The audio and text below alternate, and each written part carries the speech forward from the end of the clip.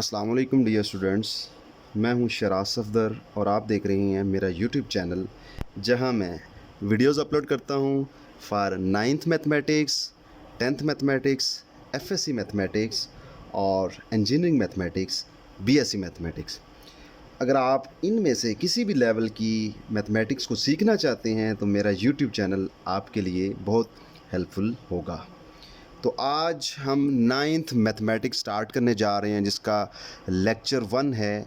उसमें जो चैप्टर 1 है हमारा वो है जी मैट्रिसेस एंड डिटर्मिनेंट्स।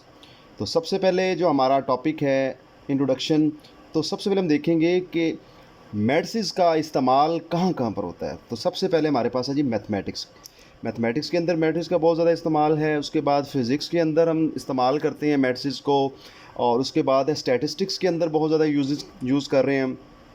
नेक्स्ट है हमारे पास इलेक्ट्रॉनिक्स के अंदर, देन बहुत ज़्यादा इस्तेमाल है कंप्यूटर साइंसेस के अंदर। तो आज नेक्स्ट हम स्टार्ट कर रहे हैं जी मैट्रिक्स क्या होता है? अ रेक्टेंगुलर अरे और formation of a collection of real numbers.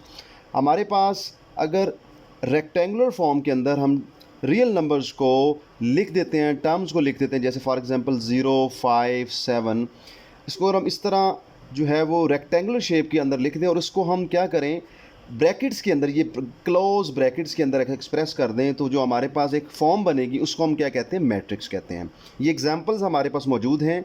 अगर गौर करें तो ये हमारे पास रेक्टेंगुलर शेप के अंदर मौजूद हैं और इसको हमने रियल नंबर्स को एक्सप्रेस किया हुआ है, 1, 5, 7, 3, 2, 1। This is a matrix. Similarly, another example 0, 1, 2, 3, 4, 5, 6, 7. This is the example of matrix. Next हम डिस्कस करेंगे व्हाट इज़ रो। रोज क्या होती हैं? एंट्रीज प्रेजेंटेड इन हॉरिजेंटल वे।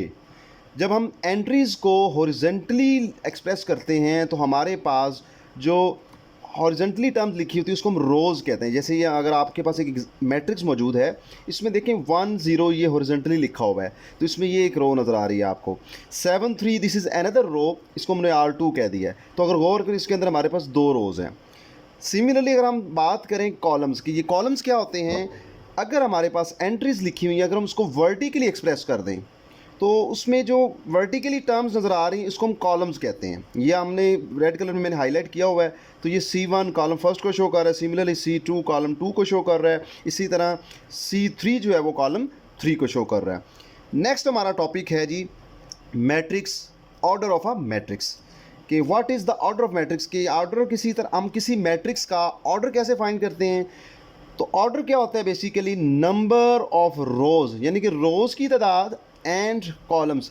किसी मैट्रिक्स के अंदर रोज़ और कॉलम्स की जो तादाद है वो जो है वो उसके ऑर्डर को स्पेसिफाई करता है। इसमें एक इंपॉर्टेंट थिंग ये है, if a matrix has m रोज़, अगर किसी मैट्रिक्स के अंदर m रोज़ मौजूद हैं और n कॉलम्स हैं तो then the matrix has order m by n। तो यहाँ पर अगर गौर करें तो इसमें हम रोज़ को पहले लिख रहे हैं, m हमारी रोज़ है और n कॉलम है। तो किसी भी मैट्रिक्स का जब आपने ऑर्डर डिफाइन करना है तो आपने रोज़ बाय कॉलम लिखना है, यानी कि रोज़ की तादाद और बाय कॉलम की तादाद। तो अब एग्जाम्पल के ज़रिए इसको देखने समझने की कोशिश करते हैं कि किसी मैट्रिक्स का ऑर्डर कैसे फाइंड करते हैं। फॉर एग्जांपल मेरे पास एक m मैट्रिक्स है जिसमें हमारे पास टर्म्स हैं जी 1, 7, 2, 3, 5, 2। अब इसमें हमने देखना है कि इसका ऑर्डर केस मैट्रिक्स का, तो हमने कहा हुआ है कि इसकी किसी भी मैट्रिक्स का ऑर्डर फाइंड करना है तो उसमें रोज़ और कॉलम्स की तादाद निकालें और रोज़ बाय कॉलम कर दें। तो हम फाइंड करने की कोशिश करते हैं। अगर गौर करें ये हमारे पास एक रो है R1, सिमिलरली रो 2 हमारे पास है जी R2, ठीक है। और सिमिलरली अगर हम वर्टिकली टर्म्स को देखें तो ये हमारे पास एक कॉलम ये आ गया, एक कॉलम ये आ गया और एक कॉलम ये आ गया। तो इसमें हमारे पास 2 रोज़ हैं और 3 कॉलम बन गए। तुमने लिखा हुआ है rows in m is equal to 2, columns in m equals to 3। तो order of m equals to 2/3। तो हमारे पास m का जो ऑर्डर आया है वो हमारे पास क्या आ गया? 2/3। यहाँ से हमें ये पता चल रहा है कि रोज़ 2 हैं और कॉलम 3 हैं। सिमिलरली अनदर एग्जांपल हमारे पास मौजूद है जी a इक्वल्स टू 1, 2, 3, 7। अब देखें 9 3, these are the rows horizontally अगर हम देखें ये 1 2 रो 1 है, 3 7 रो 2 है, 3 9 3 दी रो 3 है। सिमिलरली C1 हमारे पास है जी 1 3 9, अनदर कॉलम इज़ 2 7 3। हमारे पास अगर गौर करें तो हमारे पास कॉलम 1 ये है, कॉलम 2 ये है, तो हमारे पास rows in A equals to 3, columns in A equals to 2। तो हम ऑर्डर देखेंगे of A equals to 3/2। Next हमारे पास डेफिनेशन है equal matrices. Two matrices let A and B are said to be equal if and only if the order of A equals to order of B। we already discuss about this order कि order of matrix क्या होता है, यानी कि हम equal matrix देखना है तो उसमें हमारे पास किसी भी मैट्रिक्स के अंदर ये दो कंडीशंस अगर सेटिस्फाई हो रही हैं तो वो इक्वल मैट्रिसेस होते हैं।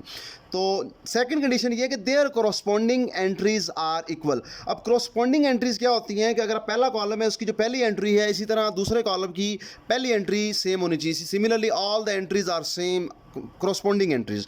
तो देन सबसे पहले आपने चेक करना है उसका ऑर्डर, देन आपने चेक करना है उसकी कॉरस्पॉन्डिंग एंट्रीज। अगर ये दोनों कंडीशंस होल्ड करती हैं तो वो एक मैट्रिक्स क्या हो जाएंगे, इक्वल हो जाएंगे। अब ये एक एग्जांपल देखते हैं, हमारे पास एक एग्जांपल है a is equal to 1 8 6 3। This is another example, here example is this, b is equal to 1 5 3 भी 8 होता है, 4 + 2 6 और 5 में से 2 माइनस करें 3 होता है। अगर गौर करें इसको सिंप्लीफाई करने के बाद a और b सेम बन रहे हैं। इसमें देखें पहले का ऑर्डर है 2/2, सेकंड का ऑर्डर भी 2/2 है, तो ऑर्डर भी सेम हो गए और एंट्रीज भी कॉरस्पॉन्डिंग एंट्रीज भी सेम है, so they are equal. This is another example, a is equal to 1 2 5 7, b is equal to 1 3 5 6। अब हमने देखना है ये दोनों इक्वल हैं। फर्स्ट देखें ऑर्डर सेम है दोनों का, और इसमें देखें कॉरस्पॉन्डिंग एंट्रीज 1 है, इसमें 1 है, सेकंड एंट्री 2 है, सेकंड एंट्री यहाँ पे 3 है। तो कॉरस्पॉन्डिंग एंट्रीज एक भी सेम ना हो तो वो इक्वल नहीं होती, इसका मतलब ये इक्वल नहीं है। This is my lecture of first mathematics, 9th mathematics. Thanks for watching. ये आज का हमारा फर्स्ट लेक्चर था। अगर आपको मेरा लेक्चर, मेरी वीडियोस अच्छी लगी है तो काइंडली इसको लाइक करें, शेयर करें, ताकि तमाम दोस्त जो हैं वो इससे फ़ायदा हासिल कर सकें। थैंक यू वेरी मच, बहुत शुक्रिया आप लोगों का।